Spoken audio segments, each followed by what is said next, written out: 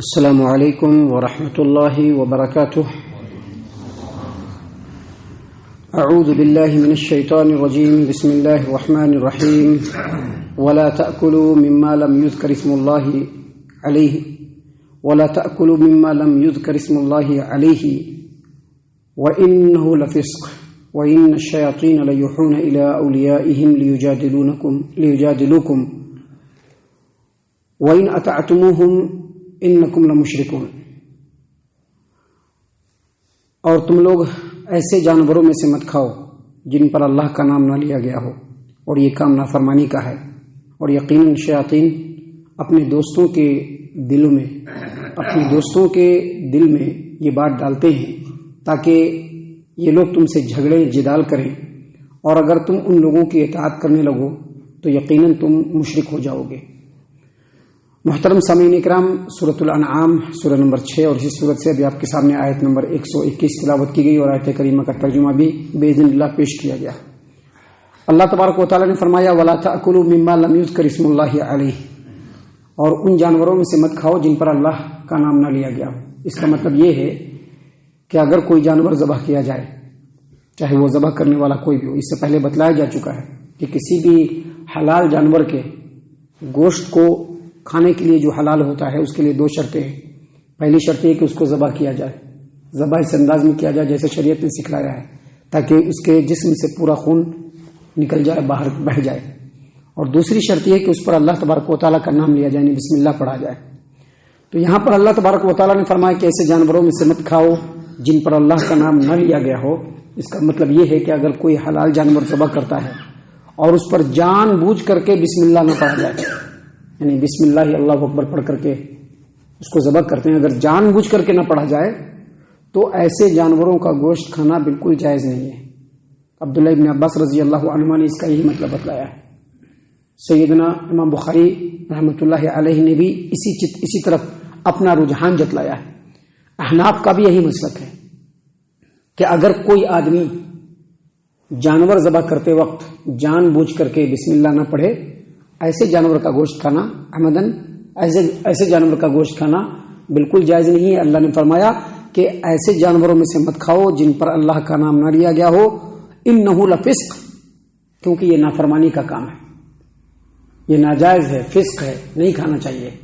البتہ یہاں پر ایک بات یاد رکھیے کہ اگر کوئی آدمی بھول گیا، یعنی اس کو تھا ارادے میں کہ پڑھیں گے بسم اللہ، لیکن وہ بسم اللہ نہیں پڑھا، بسم اللہ اللہ اکبر نہیں کہا، بلکہ ایسے ہی ذبح کر دیا مسلمان آدمی، تو اگر وہ بھول گیا ہے اور شرعی اعتبار سے ذبح کیا ہے تو اس جانور کا گوشت حلال ہوگا. کھانے سے پہلے بسم اللہ پڑھ لیجئے. اور اگر ایسی جگہ سے جانور ذبح ہو کر کے آیا ہے یا ذبح ہو رہا ہے جن کے بارے میں یہ یقین ہے کہ پتہ نہیں وہ بسم اللہ پڑھے ہوں گے کہ نہیں پڑھے ہوں گے، یعنی ایک شک ہوگا، کیونکہ مسلمان تو ہے لیکن شرعی تعلیم اتنا نہیں معلوم ہے، شرعی تعلیم کی اطاعت و فرما برداری اس قدر نہیں کر پاتا ہے. تو اگر ایسی جگہ سے آئے گوشت یا ایسی جگہ پہ گوشت ذبح ہو جہاں پہ یہ کنفیوژن ہو کہ پتہ نہیں بسم اللہ پڑھا ہوگا کہ نہیں پڑھا ہوگا، تو ایسے جانور کا گوشت اگر ہم خریدتے ہیں یا ہمارے پاس ایسی جگہ سے گوشت آتا ہے تو اس کو بسم اللہ پڑھ کر کے کھا لینا چاہیے. دیکھیں اس سلسلے میں حدیث ہے، ام المومنین عائشہ رضی اللہ عنہا نبی اکرم صلی اللہ علیہ وسلم سے دریافت فرماتی ہے، پوچھتی ہیں کہ ہم لوگوں کے پاس ایسے دیہاتیوں کی طرف سے گوشت آتا ہے جو ابھی نئے نئے مسلمان ہوئے ہیں، ابھی وہ شرعی تعلیم سے اس قدر برابر نہیں ہے، اتنا معلوم نہیں ہے، کنفیوژن ہے کہ پتہ نہیں بسم اللہ پڑھتے ہو کہ نہیں پڑھتے ہو. تو نبی اکرم صلی اللہ علیہ وسلم نے کہا کہ سمو علیہ انتم وکلوا منہ، یعنی اس کے اوپر تم بسم اللہ پڑھ لو، اس گوشت کے اوپر بسم اللہ پڑھو، بسم اللہ پڑھ کر کے کھا لو، کوئی حرج کی بات نہیں. تو یہاں پر یہ پتہ چلا کہ اگر جان بوجھ کر کے کسی نے جانور کو ذبح کرتے وقت بسم اللہ نہیں پڑھا ہے وہ جانور جائز نہیں ہے، اس کا کھانا جائز نہیں ہے. اگر بھول گیا وہ بسم اللہ نہیں پڑھا لیکن شرعی اعتبار سے ذبح کیا ہے تو وہ کھا سکتے ہیں. اگر ایسی جگہ پر جیسے مسلمانوں کے جانوروں کی منڈی ہے، وہاں پہ کنفیوژن ہے، یقین نہیں ہے، پتہ نہیں پڑھا ہوگا کہ نہیں پڑھا ہوگا، تو ایسا گوشت ہے تو بسم اللہ پڑھ کر کے کھا لیا جائے. لیکن یاد رکھیں جانور حلال ہونا چاہیے. اب کوئی یہ کہے گا کہ بسم اللہ پڑھ کر کے کتے کا گوشت بھی حلال کر لو، یعنی ذبح کرو اور بسم اللہ پڑھو کتے کا گوشت بھی حلال کرو، تو یہ شرعی اعتبار سے جائز نہیں ہوگا. جانور بھی حلال ہونا چاہیے، ذبح کرنے کا طریقہ بھی اسلامی ہونا چاہیے، اور اس پر بسم اللہ بھی پڑھا جانا چاہیے. اللہ تبارک و تعالیٰ نے اسی بات کی طرف یہاں پر اشارہ فرمایا ہے کہ ایسے جانوروں میں سے مت کھاؤ جن پر اللہ کا نام نہ لیا گیا ہو. یہ کام نافرمانی کا ہے. یہ کام کیا ہے؟ نافرمانی کیا ہے. اور آگے اللہ تبارک و تعالیٰ نے فرمایا کہ وَإِنَّ الشَّيَاطِينَ لَيُوحُونَ إِلَىٰ أَوْلِيَائِهِمْ لِيُجَادِلُوكُمْ. شیطان جو ہے وہ اپنے دوستوں کے دلوں میں یہ بات ڈالتا ہے. کیا ڈالتا ہے بات؟ وسوسہ ڈالتا ہے. کیا ڈالتا ہے؟ جیسے بتلایا تھا پرسوں درس دیتے ہوئے کہ کفار و مشرکین کو یہودیوں نے کیا پٹی پڑھائی کہ دیکھو یہ جو مسلمان ہے اللہ تبارک و تعالیٰ کی طرف سے جو جانور مرا ہے مردار وہ ان کی نظر میں حرام ہے، اور یہ جو اپنے سے جو کاٹتے ہیں یہ ان کے لیے حلال ہے. یعنی اللہ جو مارے وہ ان کے لیے حرام، اور یہ اپنے ہاتھ سے جس جانور کو مارے یہ ان کے لیے حلال.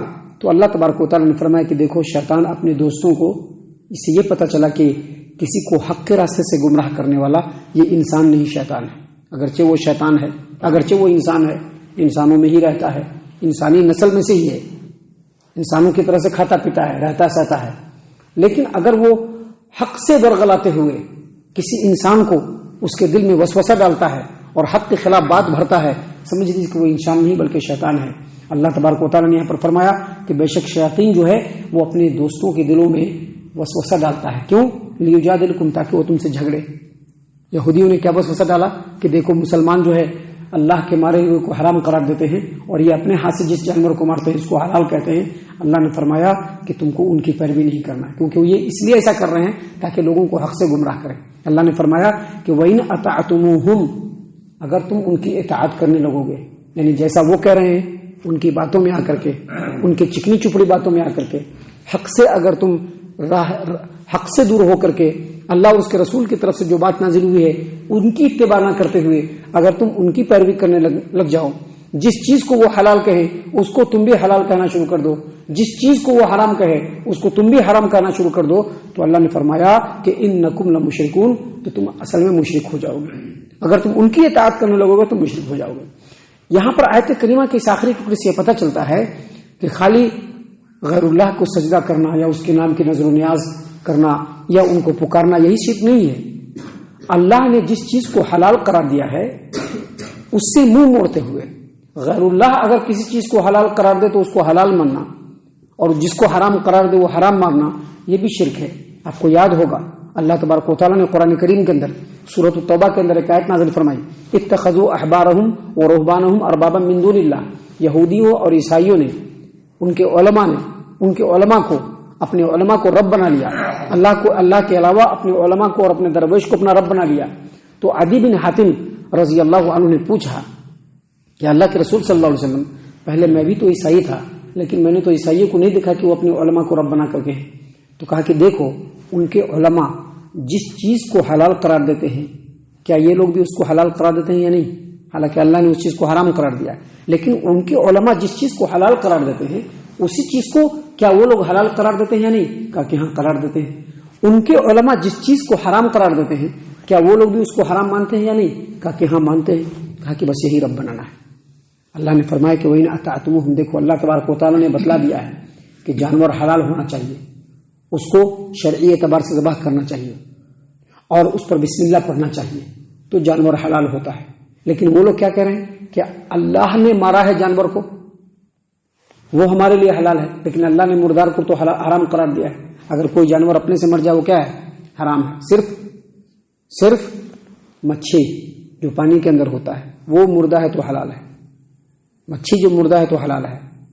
لیکن باقی جو دوسرے حلال جانور ہیں اگر وہ مر جاتے ہیں اپنی موت، فطری موت، تو وہ مردے ہیں، اس کو کھانا اللہ نے حرام قرار دیا ہے. لیکن اب یہ مشرکین اور یہودی عیسائی لوگ پروپیگنڈا پھیلاتے ہوئے کہتے ہیں کہ اللہ نے مارا ہے وہ تو حلال ہے، اس کو تو کھا سکتے ہیں. تو اگر تم ان کی اطاعت کرنے لگو گے تو تم مشرک میں سے ہو جاؤ گے، کیونکہ اللہ نے جس چیز کو حلال قرار دیا ہے اس کو تم حلال قرار دو، جس چیز کو اللہ نے حرام قرار دیا اس کو تم بھی حرام قرار دو. سامعین کرام، اس صورت کریمہ میں اور بھی بہت ساری باتیں ہیں جو اللہ تبارک و تعالیٰ نے خالص ہماری ہدایت و رہنمائی کے لیے بیان فرمائے ہیں، جس کو انشاءاللہ کل اور کل کے بعد کے درسوں میں ہم آپ کی خدمت میں پیش کرنے والے ہیں. اللہ تعالیٰ سے دعا ہے کہ اللہ تعالیٰ ہم تمام کو ان تمام باتوں کے اوپر خوب غور و فکر اور تدبر کرنے کے ساتھ ساتھ ان باتوں کے اوپر عمل کرنے کی بھی توفیق عنایت فرمائے. آمین. اللہ تعالی ہم تمام کو صحیح معنوں میں پکا سچا مومن مسلمان بنائے، اللہ اور اس کے رسول صلی اللہ علیہ وسلم کی اطاعت و فرما برداری کرنے والا بنائے، صحابہ کرام رضی اللہ عنہم کے طریقے پر چلنے والا بنائے، جنت الفردوس میں جگہ عطا فرمائے۔ اے اللہ ہم تمام کو جہنم سے پناہ دے، اے رب العالمین ہم تمام کو جہنم سے پناہ دے، اے مالک الملک ہم تمام کو جہنم سے پناہ دے، آمین یا رب العالمین، وما علینا الا البلاغ المبین۔